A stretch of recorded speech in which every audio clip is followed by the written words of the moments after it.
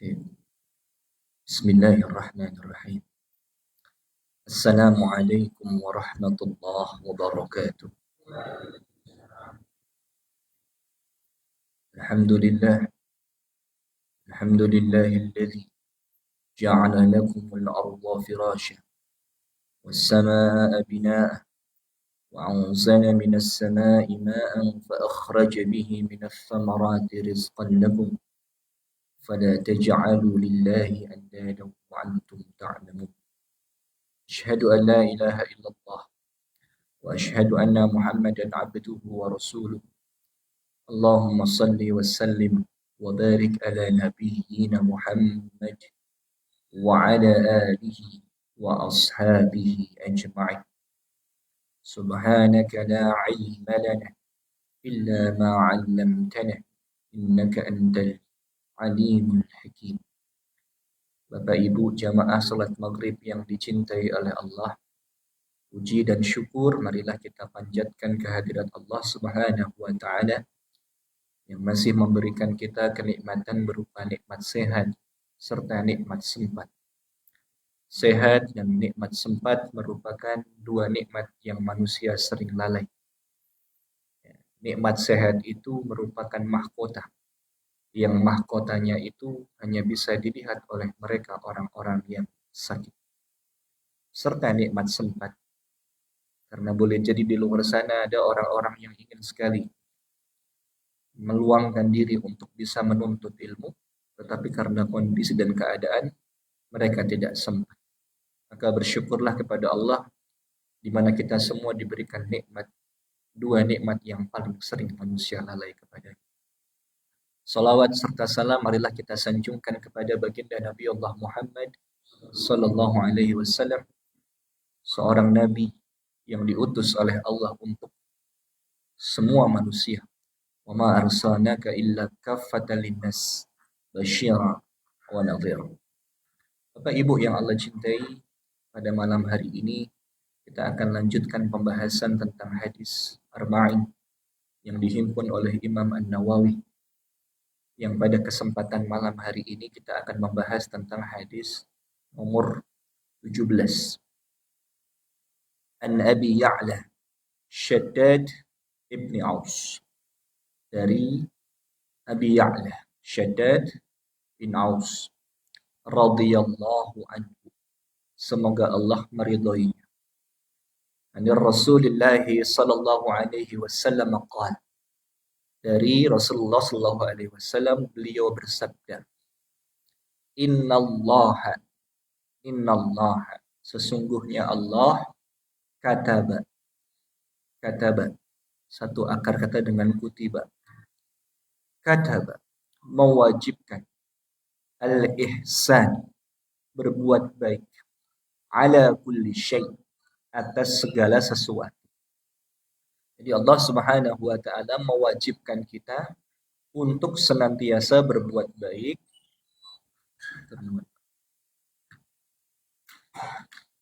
atas segala sesuatu, dalam setiap perkara, dalam setiap peran kehidupan kita. Dalam sehari-hari kita menjalankan peran yang mungkin di antara kita memiliki peran ganda. Kalau di rumah menjadi seorang kepala keluarga, atau di rumah menjadi seorang ibu rumah tangga, tapi di kantor menjadi seorang pekerja, menjadi seorang karyawan, di masyarakat menjadi seorang da'i misalnya, menjadi seorang juru dakwah, atau menjadi seorang perawat, dokter, atau profesi-profesi lain, maka dalam profesinya kita wajib berbuat baik. Maka karena dalam setiap hal kita diwajibkan berbuat baik, Nabi jelaskan sampai dalam perkara membunuh manusia pun kita harus berbuat baik. Fa idza qataltum, apabila kalian membunuh, fa ahsinul qitlata, perbaguslah cara membunuhnya. Karena memang ada perkara-perkara di mana kita diperbolehkan untuk membunuh. Contoh dalam perang, hukumnya dibunuh atau terbunuh. Dalam perkara yang lain misalnya kisos, ya, menerapkan hukum membunuh orang karena sebab dia membunuh orang lain. Dan juga wa idza dzabhtum, apabila kalian menyembelih, fa ahsinuz dzabha, perbaguslah pula cara menyembelih. Saking ditekankan dalam Islam itu untuk berbuat baik, maka dalam perkara membunuh pun harus juga diperbagus cara membunuh.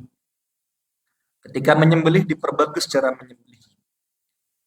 Fal yuhidda ahadukum, dan hendaklah salah seorang di antara kalian syafratahu,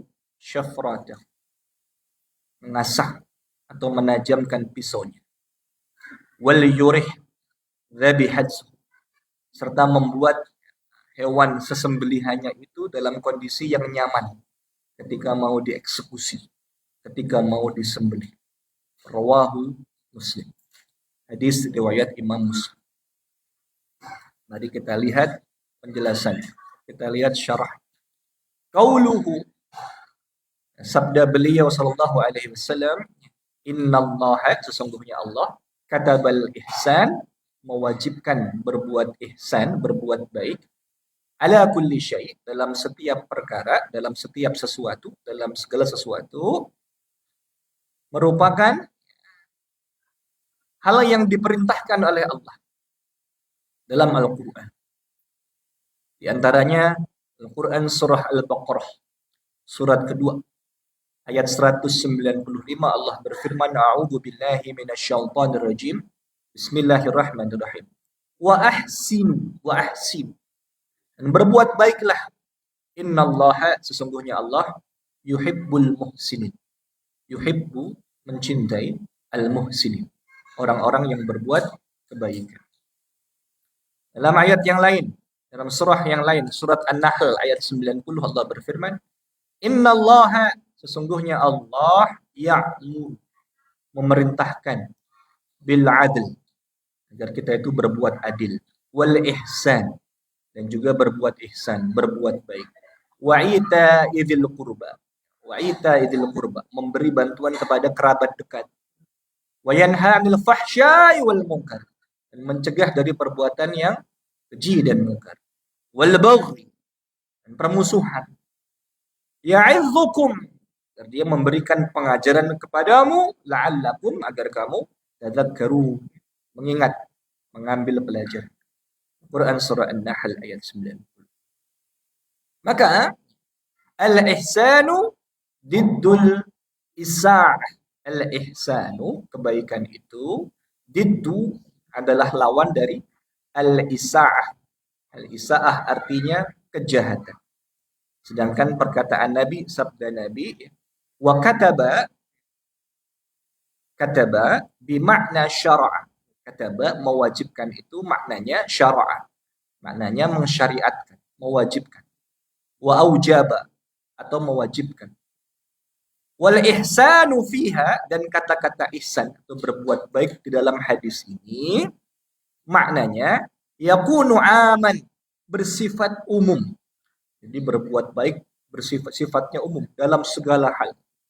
Baik itu lil insani wal hayawan. Lil insani, baik berbuat baik kepada sesama insan, sesama manusia, wal hayawan, dan berbuat baik kepada makhluk Allah yang lain berupa hewan.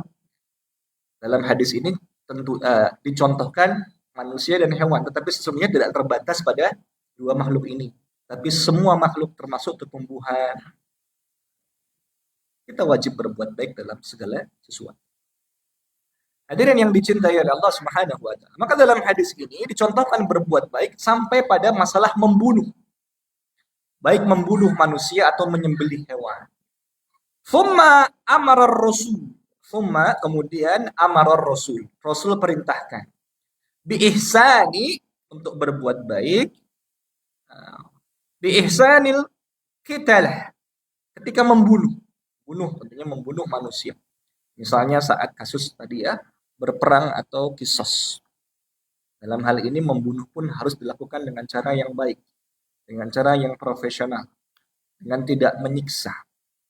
Misalnya dalam berperang, itu ada adab-adab dalam berperang. Sampai pengamat perang dari barat mengatakan, ini kalau perangnya Islam diterapkan itu susah menangnya. Karena saking banyaknya aturan. Banyaknya adab dalam Islam dalam berperang. An Sulaiman ibnu Buraidah. Dari Sulaiman bin Buraidah. An abihi. Dari ayah. Qal. Dia berkata. Kana Rasulullah sallallahu alaihi wasallam. Adalah Rasulullah sallallahu alaihi wasallam. Idza ammara amiran ala jaishin. Idza ammara amiran, apabila beliau hendak memilih seorang amir, seorang pemimpin, seorang jenderal ala jaishin, dalam satu pasukan. Nabi ketika memilih satu komandan dalam satu pasukan, au sariyah, atau sariyah, pasukan ekspedisi. Ausahu fi khassatihi bitaqwallah. Maka beliau senantiasa memberi wasiat kepada pemimpinnya, kepada amirnya, kepada komandannya. Bitaqwallah, agar selalu bertakwa kepada Allah. Wa man ma'ahu minal muslimina khairan, serta memperlakukan atau berbuat baik kepada kaum muslimin yang ada bersamanya. Ya, berbuat baik kepada pasukannya, kepada bawahannya, kepada jundinya, kepada prajurit-prajuritnya. Thumma qala, kemudian beliau bersabda, Ighzu dari kata ghaza, bertempurlah. Ighzu bismillahi fi sabilillah. Berperanglah kalian, bertempurlah kalian, ya, bismillah, dengan nama Allah. Fi sabilillah, dan di jalan Allah. Qatilu, bunuhlah man kafara billah, sesiapa yang kafir kepada Allah. Musuhnya, pasukan kufar, pasukan orang-orang kafir. Ighzu, bertempurlah. Wala taghdiru, janganlah kalian berkhianat. Janganlah kalian berkhianat dalam perkara apapun. Masuk setelah berperang nanti ada pembagian harta rampasan, nggak boleh ambil duluan. Jadi kalau seorang muslimin, pasukan muslimin mendapatkan harta rampasan perang, entah itu senjata, entah itu harta, maka dia wajib duduk kepada komandan, serahkan kepada komandan. Wala taghullu, dan janganlah berlebih-lebihan dalam berperang. Wala tamthulu, dan janganlah tamthulu, muslah, mutilasi. Ini nggak boleh, itu kita sudah membunuh lawan, terus saking bencinya terhadap lawan yang sudah meninggal, lawannya dimutilasi. Bahasa Jawa dia dibeteti. Nggak boleh, haram. Wala taqtulu walidan, janganlah membunuh walidan, anak kecil. Ini aturannya. Bertempur, nggak boleh berkhianat, nggak boleh berlebihan. Berperanglah dengan profesional, jangan berlebihan. Termasuk berlebihan itu, ya, dia mutilasi jasad musuhnya. Nggak boleh juga membunuh anak kecil. Kalau lagi bertempur ketemu anak kecil, lewati, nggak boleh dibunuh. Kecuali ketika anak kecil itu mengancam kita, dia bawa senjata, sudah siap nembak, kita boleh membela diri. Tapi kalau kemudian dia tidak ikut berperang, nggak boleh kemudian kita bunuh. Dan berperanglah dengan efektif. Ketika membunuh, bunuhlah dengan cepat. Ini ketemu musuh, kalau bisa bunuh cepat, bunuh cepat. Fa idza laqitumul ladzina kafaru, apabila orang-orang kafir menyerangmu, ketemu sama orang-orang kafir, fadarba, maka pukullah ar-riqab, batang lehernya, ditebas batang lehernya, supaya apa? Cepat meninggal, nggak tersiksa. Itu kalau perangnya pakai pedang. Kalau perangnya pakai tembak, senapan, maka tembaklah kepalanya ketika Jadi dia langsung meninggal atau tembak di bagian jantung. Hatta sampai idza afkhantumuhum, sehingga apabila kamu telah mengalahkan mereka, fashuddul wathaqa fa imma manna ba'du, maka tawanlah mereka sesudah itu. Tawan, hukum tawanan. Atau kamu bebaskan. Wa imma fida'an, atau kamu juga bisa bebaskan tetapi dengan syarat tebusan. Saya bebaskan tapi syaratnya ada pertukaran tawanan gitu ya, sama dengan yang disyaratkan oleh ketika perang Palestina antara Palestina dengan Israel. Orang Palestina Hamas menyandra sandra tawanan, bebaskan tapi dengan syarat tebusan. Apa tebusannya ya? Pertukaran tawanan. Hatta sampai tadha al-harbu au zaraha, sampai perang itu berakhir. Jadi bunuhlah dengan efektif. Bisa sekali pukul, bunuh. Tapi kalau nggak bisa ya sebisanya. Kalau lawan sama-sama kuat gitu ya, lumpuhkan dulu dengan cara apapun. Kalau dia sudah lumpuh, kalau dia bersyahadat nggak boleh kemudian kita bunuh. Tapi kalau kemudian dia sudah lumpuh, ya, bisa langsung dibunuh. An Ibni Umar, dari sahabat Nabi Ibni Umar, anaknya Umar bin Khattab, namanya Abdullah. Beliau berkata, wujid imra'atun maqtulatan.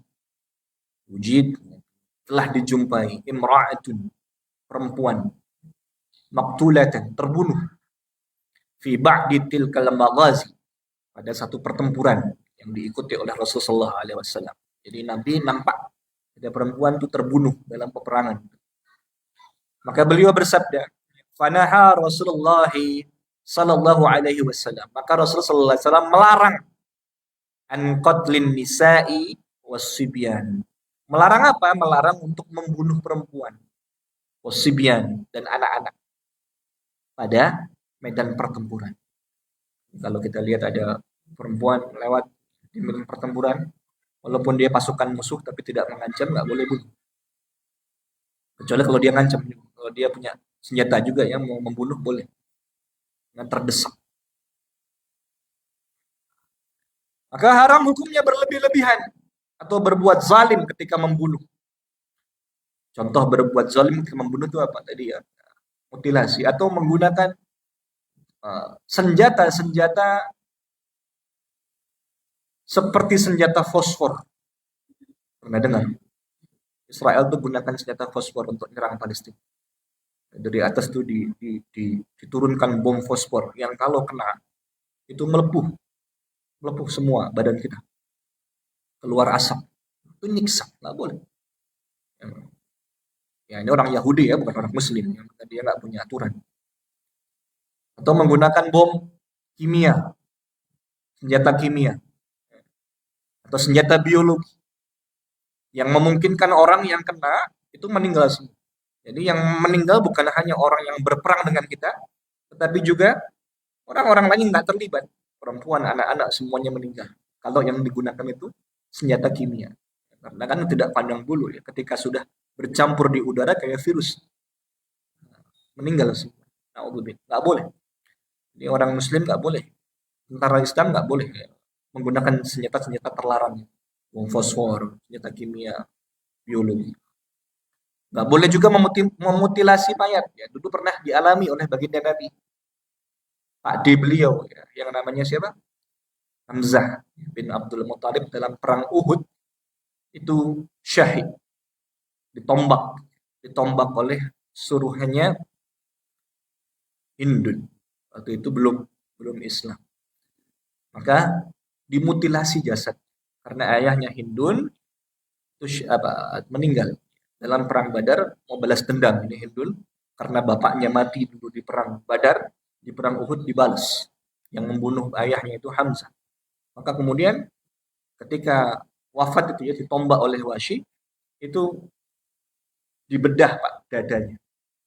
Terus kemudian diambil hatinya itu ditelan. Hidungnya di apa? Dilepas, dimutilasi Sampai-sampai Nabi begitu sedih melihat kondisi jenazah pamannya yang diperlakukan sedemikian buruk. Tapi Nabi tidak membalas. Justru Nabi menetapkan aturan orang Muslim kalau perang dengan adab, dengan cara yang baik. Tidak boleh memutilasi. Atau juga haram hukumnya dengan membakar. Dulu perang dunia kedua ada senjata yang menggunakan api, ya. Dibakar itu nggak boleh. Hadirin yang dicintai Allah. Juga diperbolehkan membunuh dalam hal ketika kita terdesak atau dizolimi oleh orang lain. Dirampok, dibegal. Kita boleh membela diri. Bertarung sampai mati, itu syahid. Ya. An-Qabus ibni Mukharik an Abihi. Dari Qabus ibni Mukharik an Abihi, dari ayahnya.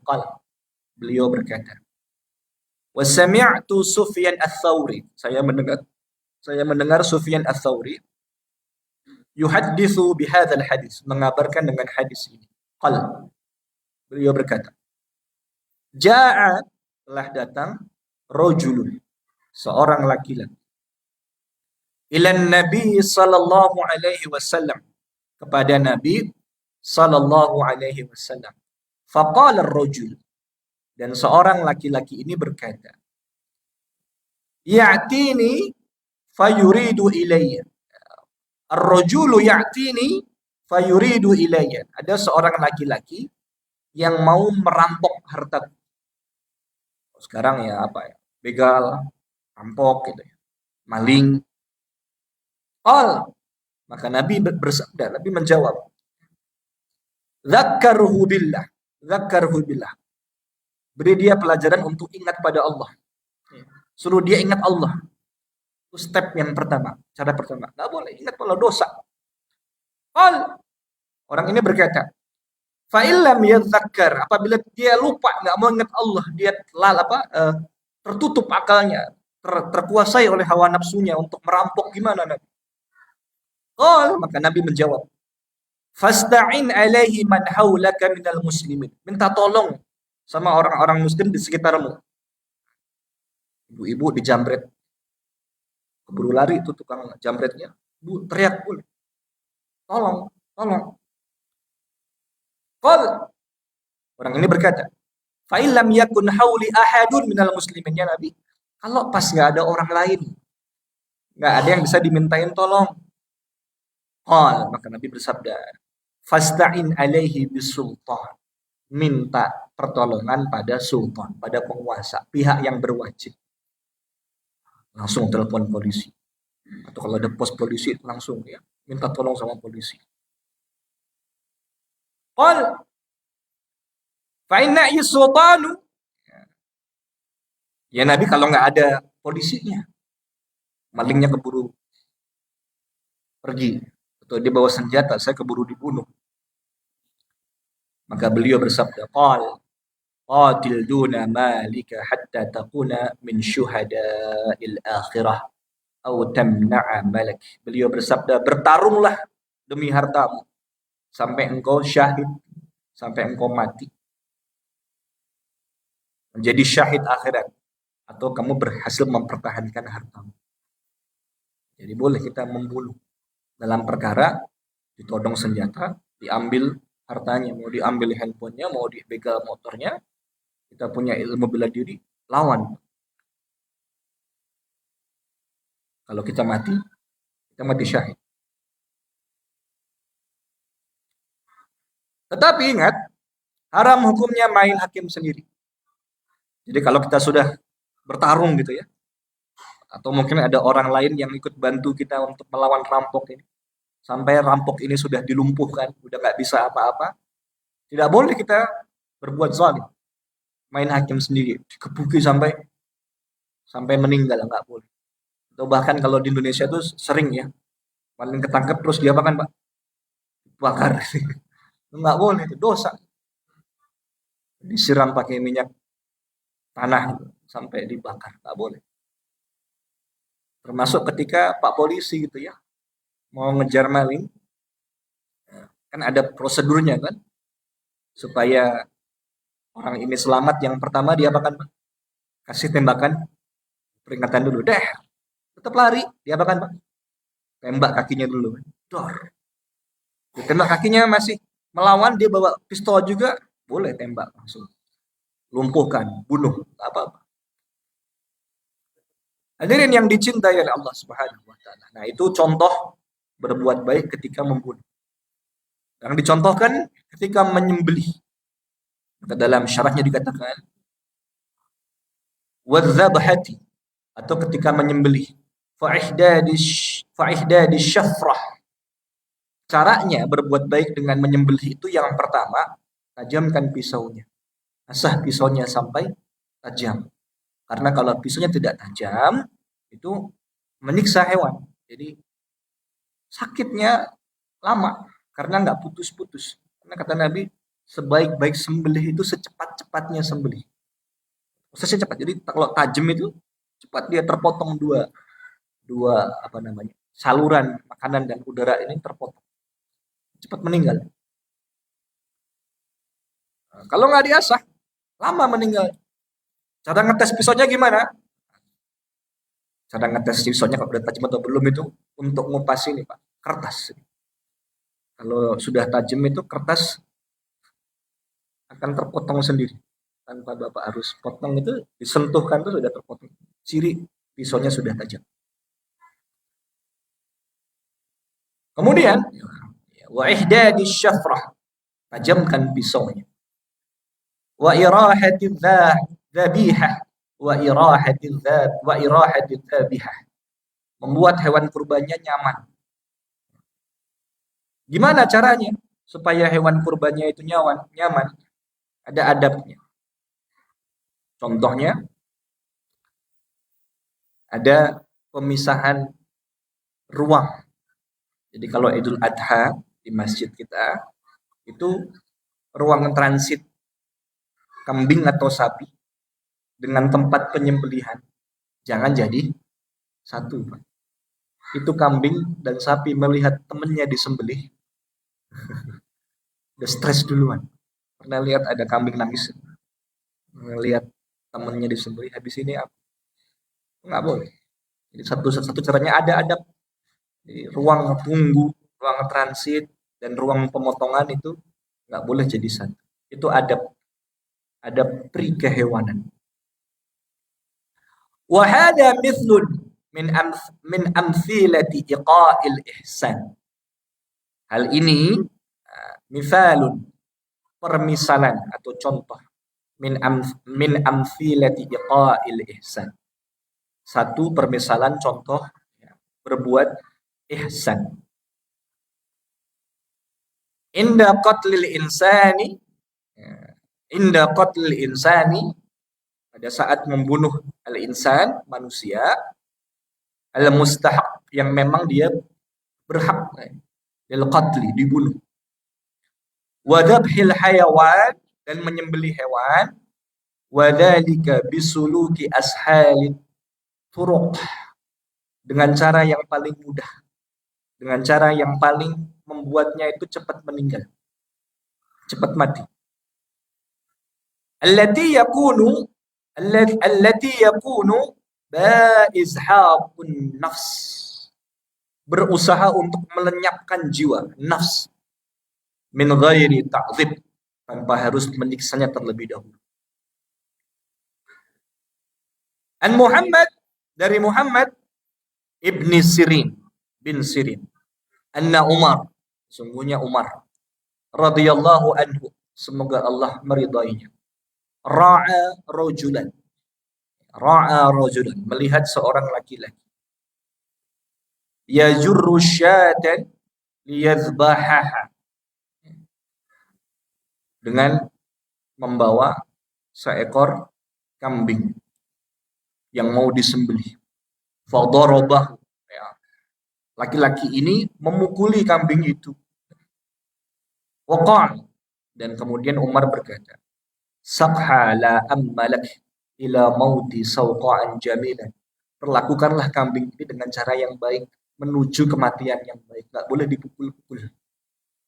Jadi ketika menggiringnya pun harus ditenangkan kan, nggak boleh kemudian sambil dipukuli, sambil dipecuti. Haram. Ada peri kehewanan yang harus kita jaga. Ada adab menyembelih. An Ibnu Abbas, dari Ibnu Abbas radhiyallahu anhu, semoga Allah meridhoi keduanya. Meridhoi Abbas. Abbas itu pakdinya Nabi. Ibnu Abbas, anaknya si Abbas, namanya Abdullah, keponakannya Nabi. Sepupunya Nabi Muhammad. Radhiyallahu anhu, semoga Allah meridhoi keduanya. Beliau berkata, qama Rasulullah sallallahu alaihi wasallam ala rajul. Rasul itu pernah berdiri, sallallahu alaihi wasallam pernah berdiri di hadapan seorang laki-laki. Wadi'ir rijlahu ala dhafhati syad, yang menginjak kakinya di atas pelipis hewan yang mau dia sembelih. Ajar ya, kalau mau nyembelih kan supaya hewannya tidak bergerak, didiamkan. Mungkin ada caranya diinjak. Wa huwa yahuddu syafratahu wa hiya talhadu ilaihi bi basariha. Wa huwa yuhaddu syafratahu, dalam keadaan dia itu mengasah pisaunya. Wa hiya talhadu ilaihi bi basariha, dan kambing itu melihat orang ini mengasah pisau. Jadi pas mau nyembelih, kambingnya lihat orangnya mengasah pisau di depan matanya. Maka Nabi bersabda, afala qabla hadha au turidu an tumitaha mautatin. Apakah kamu hendak memberinya kematian sebelum kematian? Apakah engkau hendak memberinya kematian demi kematian? Maksudnya kambing ini udah mati duluan sebelum disembelih, karena kenapa Pak? Takut yang luar biasa, sudah melihat goloknya itu diasah di depan matanya. Jadi jangan sampai kambingnya lihat goloknya diasah. Kemarin saya lihat YouTube itu ada cara menyembelih profesional tuh di Turki itu. Bahkan mata kambingnya itu Pak ditutup dengan telinganya itu, jadi nggak lihat pisaunya. Itu nurut sekali, disembelih dengan cara yang baik. Tidak sama sekali kambingnya tidak melihat pisau jagalan. Masya Allah. Hadirin yang dicintai oleh Allah. Ini diantara hadis. Apa kesimpulan yang bisa kita ambil? Berbuat baiklah dalam setiap perkara, dalam peran apapun diri kita. Semua hal ada porsinya. Menjadi seorang hamba, jadilah hamba yang ihsan. Dalam beribadah kepada Allah dengan cara yang ihsan. Gimana caranya? Ketika Nabi ditanya oleh malaikat Jibril perihal ihsan, kata Nabi apa? Ibadah yang ihsan itu adalah ibadah yang makomnya seakan-akan kita melihat Allah. Kalau nggak mampu kita melihat Allah, maka yakinlah yang kedua, Allah pasti akan melihat kita. Itu ihsan dalam beribadah. Peran kita sebagai hamba Allah. Yang kedua misalnya peran kita sebagai seorang anak, punya orang tua. Kedua orang tuanya masih hidup, atau satu di antaranya masih hidup, kita wajib berbuat ihsan kepada orang tua. Allah berfirman, "Wa qadha rabbuka alla ta'budu illa iyyahu wa bil walidaini ihsana." Allah perintahkan kita untuk beribadah kepada Allah, hanya kepada Allah. Wa bil walidaini ihsan, dan berbuat baik kepada orang tua kita.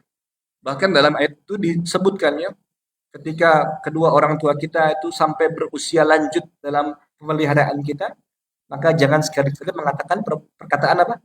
Fala taqul lahuma uff. Jangan berkata cis atau lain sebagainya yang bisa menyakiti hati orang tua kita. Termasuk ketika menjadi kepala keluarga, berbuat baik kepada keluarga. Jadi suami menjalankan kewajiban sebagai seorang suami, mempergauli istri dengan baik, memberinya nafkah dengan nafkah yang layak. Dan yang terakhir, jangan pernah remehkan amal, walaupun amal itu amal kebaikan yang kecil. Ya, karena Allah itu mencintai orang-orang yang berbuat ihsan. Contoh, satu hadis mengatakan Nabi bersabda, ada seorang perempuan yang disiksa di neraka, dibenamkan di neraka, hanya satu perkara sepele. Hanya gara-gara satu perkara sepele. Apa perkaranya? Dia punya hewan peliharaan. Dia kurung hewan peliharaannya, nggak diberi makan. Sampai hewan ini meninggal. Sampai hewan ini mati. Karena kelaparan, tidak diopeni oleh yang punya hewan. Kucing, kita punya peliharaan kucing, kura-kura, ikan, itu wajib diopeni. Dalam hadis itu dikatakan dia masuk neraka sebabnya sepele. Dia mengurung atau memelihara hewan tidak dikasih makan sampai mati di neraka. Dalam hadis yang lain beliau bersabda, ada seorang, mohon maaf ya, wanita pelacur yang diampuni dosanya, dianugerahi kepadanya surga. Hanya juga gara-gara perbuatan ihsan, perbuatan baik yang sepertinya sepele. Apa perbuatannya, Pak? Jadi dia menyaksikan ada seekor anjing yang mengelilingi sumur dengan menjulurkan lidahnya karena kehausan. Maka orang ini, mohon maaf, pelacur ini membuka sepatunya, membuka sepatu bootnya ini untuk mengambil air di sumur itu, untuk kemudian diberikan air itu kepada anjing yang kehausan. Maka lantaran amal solehnya itu, dia diampuni oleh Allah dosanya. Masya Allah. Maka jangan pernah remehkan amal sekecil apapun.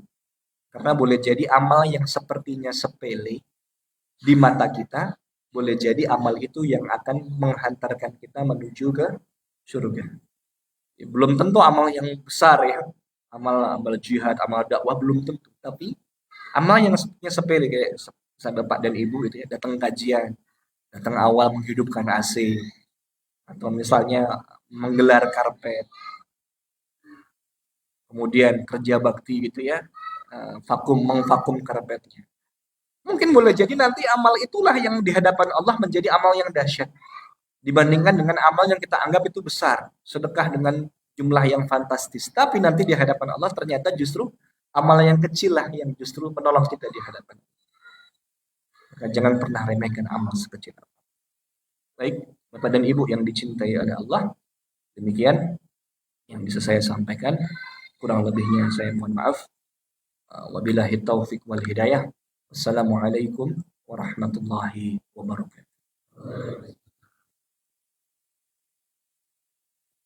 Mari kita tutup dengan doa kafaratul majlis. Subhanakallahumma bihamdika asyhadu an la ilaha illa anta astaghfiruka wa atubu